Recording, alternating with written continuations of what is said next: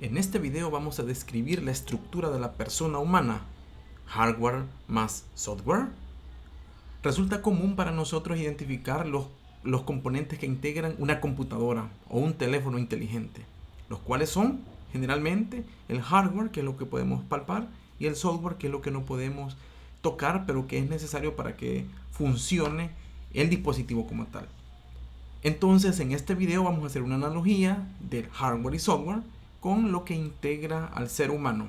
Así es que comencemos. Mi nombre es Josué Enríquez y en este video vamos a describir esta estructura de la persona humana. Veamos. Para comenzar, les decía, tenemos una analogía. La analogía es el hardware que todos logramos identificar en una computadora, en una tablet, en un smartphone. Está integrado por todo aquello que es palpable, identificable de manera física. Pero además hay otro componente que no es tangible, aunque a veces vemos algunos medios que contienen ese software, como un CD, como una memoria USB o como la conexión a internet para programas o aplicaciones que están en la nube. Pero al final necesitamos de un sistema operativo, necesitamos aplicaciones de ofimática, de navegadores, etcétera, para poder utilizar correctamente el equipo informático. Si solo tenemos hardware pero no tenemos software, no tenemos una computadora o no tenemos un smartphone, porque le hace falta algo.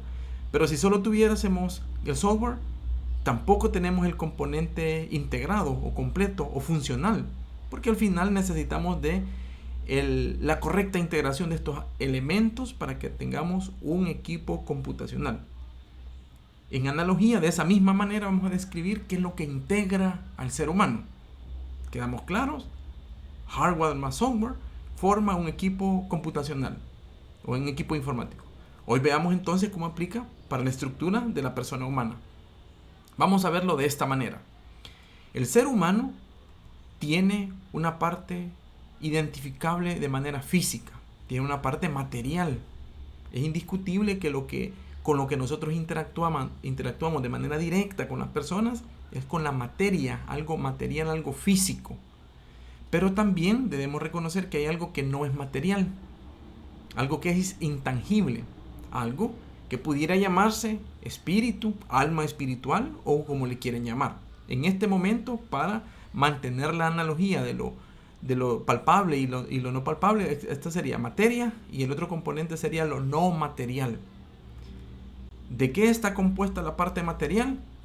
De los elementos sensitivos, que sería en principio nuestro cuerpo, aquello que logramos identificar plenamente a través de los sentidos. Nosotros vemos a las otras personas y bueno, ya a lo largo de la formación académica nos han dicho de los sentidos que integran el cuerpo humano, que son 5, digamos, en términos generales, y nosotros logramos identificar a las personas a través de ciertos rasgos o ciertas características que lo definen como tal. Aquí hay una representación de un cuerpo humano, ¿verdad? Va a tener características como cualquier otro ser humano también, por ejemplo, de altura o de estatura, de masa corporal, de color de la piel, de color o forma de los ojos, del color o forma del cabello, etc. Y logramos identificar a través del cuerpo, a través de nuestros sentidos, logramos identificar las características físicas de una persona. Entonces, no hay duda que toda persona humana necesita materia para existir, necesita un cuerpo. Quizás eso es lo más común que logramos identificar, la materia. Pero además hay una parte no material. ¿Y qué es la parte no material? Bueno, hoy vamos a ver que se subdivide en dos componentes fundamentales. El primero es la inteligencia. El ser humano está dotado de razón, algo que otras especies vivientes no tienen. Y esa inteligencia, a nivel de identificación, no es que sea directamente esto, lo asociamos al cerebro. Es decir, que entendemos la inteligencia, en este caso, como el desarrollo de procesos lógicos, de razonamientos, que podemos distinguir entre procesos de aprendizaje y procesos, digamos, instructivos como tal, que es lo que logra la inteligencia. Pero también hay otro aspecto. La parte no material del ser humano no solo es inteligencia, no solo es razón, sino también voluntad.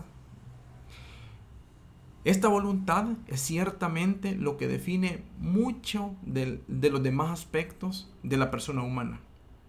Porque de una o de otra manera, materia, es decir, cuerpo, siempre tenemos. Quizás unos más altos que otros, otros de tez más blanca o más oscura que otros, otros de una masa corporal más grande en relativa de otros, pero cuerpo o aspecto material, todas las personas tenemos.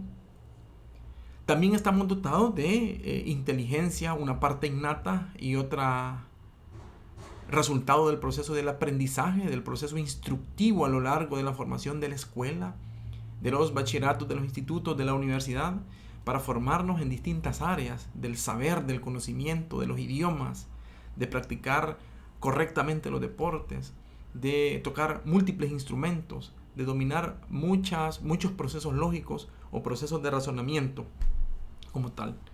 Pero luego también está este otro componente que es, como decía, el muy definitivo a la hora de estructurar la persona humana. Y esa tiene que ver con esta voluntad o con esta capacidad de actuar de manera correcta en el momento oportuno. La materia que es sensitiva es necesaria para el desarrollo, de hecho, evolutivo del ser humano, ¿verdad? Crecemos de alguna manera en estatura o vamos cambiando nuestra forma física en la medida que transcurre el tiempo a partir desde nuestra concepción hasta nuestro nacimiento, que es cuando vemos la luz de forma natural, y luego a lo largo de la vida.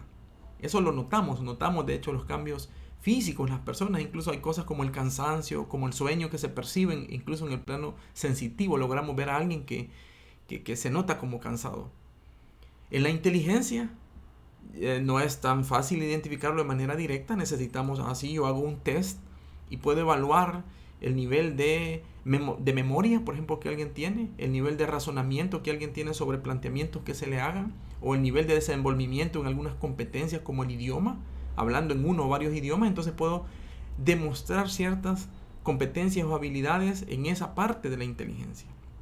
Y lo otro importante en la inteligencia es que no se entiende únicamente como la parte lógica matemática.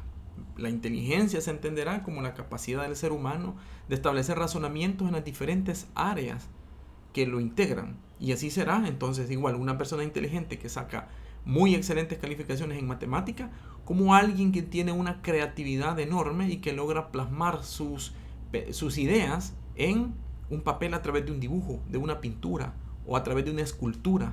Eso también es aplicar la inteligencia. O como alguien que, aplicando correctamente las reglas, es habilidoso en un deporte, en el fútbol, en el básquetbol, etc. Entonces la inteligencia no se limita a el área matemática o al área de las ciencias naturales. No, la inteligencia se refiere a la aplicación del razonamiento para aprovechar procesos, para generar condiciones que puedan demostrar sus habilidades cognitivas. Y la voluntad tiene que ver con la educación de los valores. Y esto es como fundamental, porque alguien puede tener predisposición genética de aprender procedimientos, incluso de memorizar, que no es el tema de la memorización, porque eso en los procesos instructivos no abona mucho, ¿verdad? La memorización más bien es la comprensión de los conceptos, de los procedimientos para saber aplicarlos a la vida real, a la vida diaria. Pero en el caso, alguien puede no tener la voluntad, es decir, no tener el deseo, no tener la disposición de levantarse temprano y asistir a la escuela. O no tiene la disposición de entregar las tareas a tiempo. O no tiene la disposición de llegar a la hora pactada o cumplir con las responsabilidades que se le asignan. Entonces, la voluntad es la que define en gran medida al ser humano. Y de ahí que los países necesitamos personas educadas. ¿Por qué? Porque la voluntad es la que se educa. Si las personas son educadas, si somos educados, entonces al tener posibilidades de procesos instructivos podemos desarrollar mucho nuestra inteligencia y orientarla para hacer cosas buenas. De esta manera, lo que las sociedades necesitan son personas que tengan la voluntad o una voluntad bien formada, que sería la educación en los valores, para que, indistinto del desarrollo que alguien tenga en la materia, es decir, de su cuerpo, de las habilidades corporales, de las capacidades intelectuales que se puedan desarrollar, necesitamos primero que tenga la voluntad de hacer las cosas y de hacer las cosas bien.